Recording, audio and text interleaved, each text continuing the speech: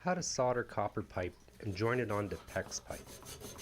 The first thing you want to do is clean the copper using a grit cloth. Now they say that copper soldering is 90% preparation.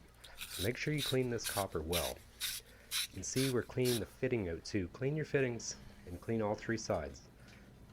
Next, I'm going to apply an acid flux to the copper. And this is going to help further clean the copper once it's heated. So now insert your fitting with a PEX adapter on the other side.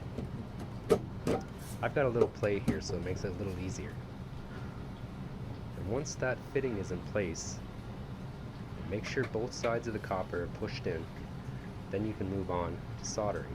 You can see here we're hitting it with the flame, and you're going to see a little smoke, and that's the acid actually burning off. And you don't want to overheat it, whatever you do. Now my camera is flipped here. I'm actually soldering from the top down.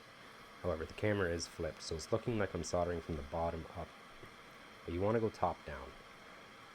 Then next, whatever PEX you're using, this is a crimp style PEX system. And you're going to want to make sure that you have your fitting all the way on. And then next, just simply crimp it, just like that. And it's literally as simple as that. Alright, thank you for watching.